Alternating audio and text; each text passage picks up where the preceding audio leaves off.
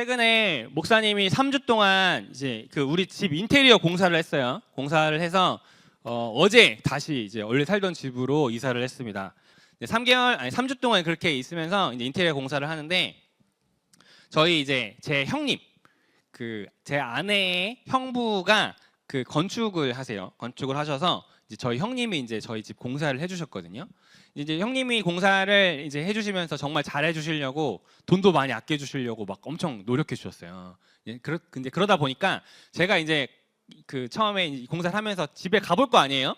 가봤는데 형님이 이렇게 막 하고 있는데 제가 팔짱 끼고 있기가 좀 뭐한 거예요. 그래서 제가 이제 빈말로 형님 뭐 제가 뭐라도 좀 도울까 했더니 그래 저 옆에 드릴 좀 들고 저것 좀 떼라 막 이렇게 시키시는 거죠. 그래서 그날부터 거의 매일같이 가서 1시간이든 2시간이든 이렇게 가서 이제 일하고 출근하고 막 이렇게 했어요. 그때가 고난주간일 때였거든요. 그래서 정말 주님의 그 목수의 삶을 경험하면서 이렇게 있었어요. 그래서 저희 형님이 저를 평소에 이렇게 최 목사 이렇게 부르거든요. 이제 최 목사 이렇게 부르는데 이제 이번에 끝나고 별명을 호칭을 바꾸셨어요. 최 목수로. 그래서 소질이 있다면서 잘한다고 이렇게 해주셨어요. 그래서 이제 제가 가서 이것저것 이제 형님 옆에서 뭐 곁눈질로 배우면서 이것저것 하는데 여러 가지 뭐 문도 달고 뭐 수도도 연결하고 막 이런 것들을 하면서 느낀 게 있어요. 제가 공사하면서 느낀 게 있는데 뭐냐면 이제 집을 만들다 보면 여러 가지 자재들이 들어가잖아요. 근데 그 중에는 되게 비싼 게 있어요. 되게 비싼 돈을 하는 게 있고 되게 그 값이 얼마 안 나가는 게 있어요. 예를 들면 문짝 뭐 이런 거 엄청 비싸거든요. 하나에 막 2~30만 원씩 하고 그 중에 그 문손잡이 이런 거 비싼 거 뭐 못해도 5~6만 원씩 하는 거예요. 있고 그 다음에 뭐 예를 들면 베란다 나가는 뭐 터닝도 샤시로 된 거 이거 뭐 한 짝에 50만 원 막 이렇게 비싼 것들이 있어요.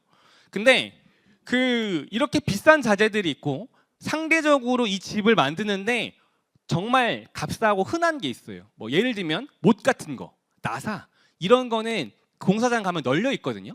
엄청 많아요. 근데 제가 해보니까 뭘 한참을 조립을 해요. 한참을 조립하는데 뭐가 안 돼. 분명히 다 만져서 문에 뭐 문틀도 달고 경첩도 달고 다 했는데 뭔가 안 돼. 뭐가 잘 안 맞아. 그러다 보면 항상 뭐가 문제냐면 내가 아까 사소하게 여겼던 그 한 가지가 없으니까 이게 일이 안 되는 거예요. 제가 최근에 지난주에 낑낑대면서 씨름하고 아직까지 해결하지 못한 게 있어요. 뭐냐면 이제 집에서 렌탈하던 정수기를 이제 그 떼고 제가 직접 정수를 연결을 했어요. 정수 시스템을 연결했어요. 카페에서도 보통 제가 카페 했으니까 정수기를 직접 연결해 쓰거든요. 그래서 제가 이제 수도 연결을 다 했어요. 그 연결하는데 엄청나게 큰 산이 있었어요. 뭐냐면 식기세척기의 배관을 연결하고 그 다음에 무슨 배관이지? 뭐 이렇게 그 위에 있는 싱크대 배관과 뭐 이 배관을 잘라서 연결한 이게 엄청 큰 거였거든요. 그거를 제가 기가 막히게 해냈어요.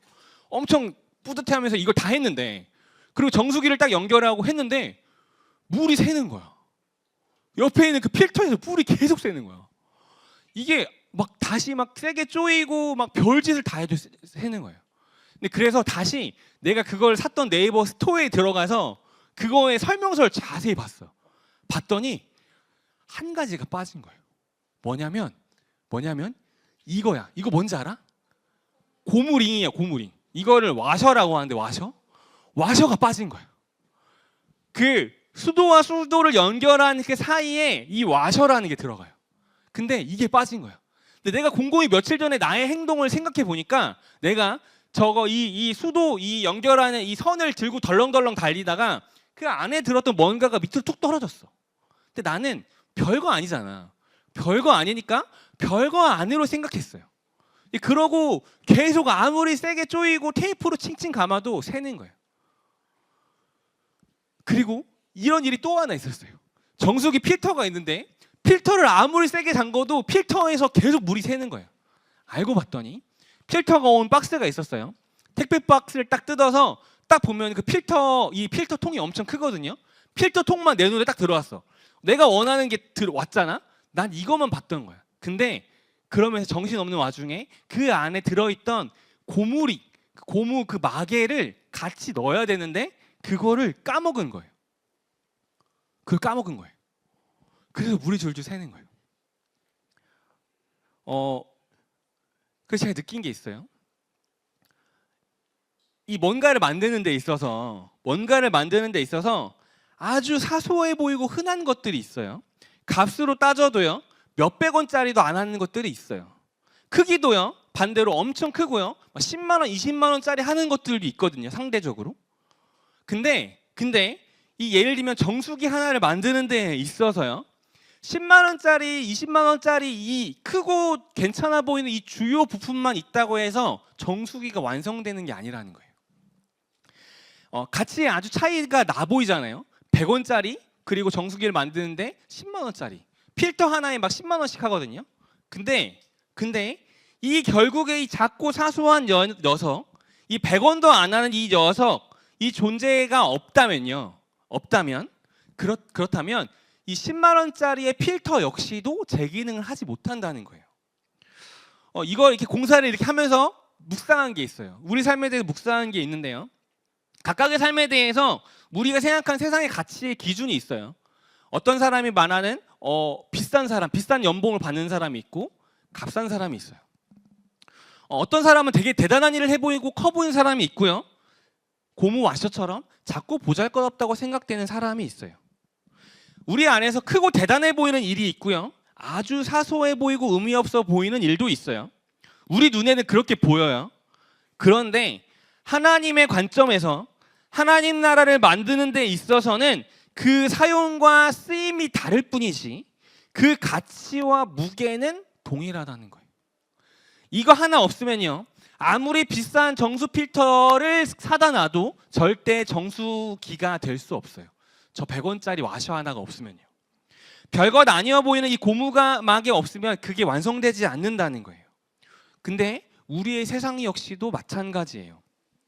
우리의 세상 역시도요, 우리는 세상에서 우리의 눈으로 볼 때 저건 더 대단한 일, 이거는 하찮은 일, 저 사람은 더 대단하고 괜찮은 사람, 이 사람은 하찮고 별 볼 일 없는 사람 나눠요. 그런데요, 결국에 하나님의 나라의 관점에서 보면요, 이 모든 것에 대한 쓰임의 가치는 동일한 거예요. 왜냐하면 이 중에 하나만 없어도 그 그림을 완성할 수 없기 때문인 거예요. 여러분, 믿음이 뭐라고 생각하세요? 제가 생각하는 믿음의 정의는요, 그걸 발견하는 거예요. 그 시선으로 나를 바라보고 내 주위의 사람들을 바라볼 수 있는 게 믿음의 눈을 가진 사람인 거예요.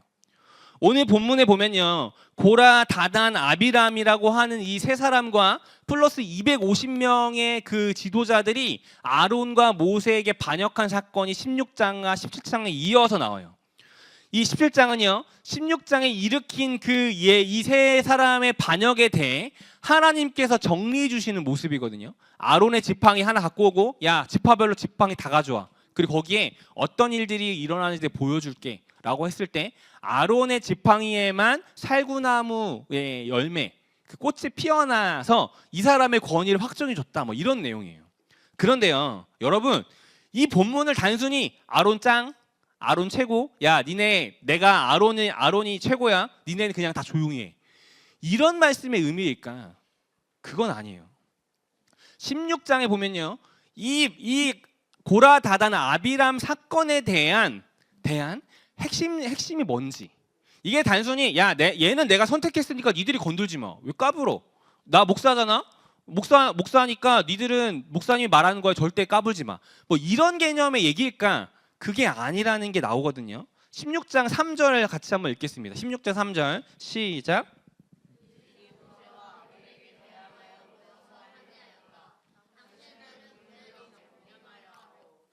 네, 9절도 읽겠습니다. 9절 읽겠습니다. 시작. 이스라엘의 하나님이 당신들을 이스라엘 회중 가운데서 구별하셔서 주님께로 가까이 나오게 하셨소.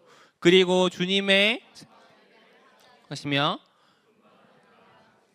회중 앞에 세워 그들을 올보게 하였소. 그런데 이것이 당신들에게 부족하단 말이요? 라고 말해요. 그러니까 모세가 말하는 거예요. 하나님을 대신 하나님의 마음을 얘기한 거예요. 야, 너희가 이미 하나님을 직접적으로 만나는 모두가 거룩한 사람인데 그런데 왜 또 다른 거룩을 요구하는 거니? 너희는 이미 너무나도 귀한 일들을 갖고 소중한 일을 하고 있는데 그것을 왜 너희는 작게 여기냐라고 되묻는 거예요. 반대로 말하면 고라, 다단, 아비람과 그를 따랐던 250명의 사람들은요, 큰 일을 원했어요. 큰 일. 모세, 아론과 같은 대제사장, 이 모든 이 민족을 이끄는 지도자 같은 큰 일을 하는 사람이 되기를 원했어요. 이건 반대로 말하면요, 자신의 현재의 삶에 대한 불만족을 얘기해요. 다른 사람과의 끊임없는 비교를 얘기해요.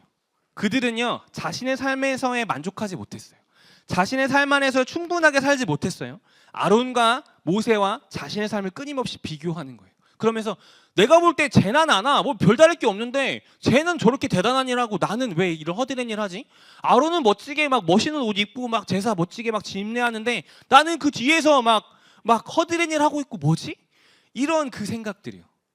그 안에 있었어요. 그런데 그거에 대해 모세는 너무 안타까워했어요. 하나님도 마찬가지예요. 왜냐면요, 그 일이 작은 일이 아니었거든요. 모두가 다 하나님과 가까이 만날 수 있었고 그들 역시 다른 사람들, 이들이 섬기는 이 레위인들로서의 특별한 역할들을 하고 있었어요. 그 역할들이 있기 때문에 하나님 나라라는 모습의 퍼즐이 완성될 수 있었는데 그들은 자신의 존재와 역할들을 끊임없이 비하하고 낮췄어요. 그리고 다른 사람의 일과 비교하기 시작했던 거죠. 그래서 모세가 이렇게 말하는 거예요. 너희는 다 각각 거룩하다. 모세, 아론, 대제사장 이런 사람만 거룩한 거 아니고 여러분 모두가 다 거룩한 사람이다 라고 이야기해요. 그리고 9절에 안타깝게 얘기하는 거예요. 그 일이 어찌 너희에게 작은 일이냐? 크다. 이 말은 야, 네 주제에 그 일도 큰 일인데 뭘 더 큰 걸 바라냐? 이런 말이 아니고요. 하나님 나라 가운데에서 여러분들이 하고 있는 그 모든 일들이 우리에게서의 다 크고 낮음 없이 다 귀한 일이라는 의미인 거예요. 근데 우리는요, 인간의 이 죄성의 눈으로서는요, 이것을 계급하고 서열하게 보는 일인 거예요. 대제사장은 더 멋진 일이고 모세 같은 지도자는 더 대단하고 위대한 일로 보이고 자신이 하고 있는 일들은요, 하찮게 여기게 된다는 거죠. 오늘 아론의 지팡이에 싹을 나게 하신 사건은요, 모세와 아론이 니들보다 더 특별한 존재야. 그러니까 건들지 마. 내가 그들을 선택했으니까 너희는 그냥 따라. 그런 의미가 아닙니다. 그들의 모든 삶이 다 거룩하다. 하나님께서도 너희들과 함께하고 계셔 라고 하는 그들의 잘못된 생각에 대한 진단과 판단이었던 거예요. 작고 하찮아 보이는 일일지라도요, 저 고무링 그 와셔 같은 거일지라도요, 그 하나가 없으면 물이 새서 온전하게 정수기가 될 수 없듯이요, 이 땅의 하나님 나라 역시도 대단해 보이는 자나 하찮아 보이는 자나 모두 동일하게 하나님 나라를 완성하는 데 중요한 역할을 하는 사람들이라는 거예요. 이 공동체 안에서 목사인 저나 여러분이나 쌤들이나 다 마찬가지라는 거예요. 목사인 제가 높고 전도사님은 그 다음이고 쌤들은 더 다음이고 그런 거 아니라는 거예요.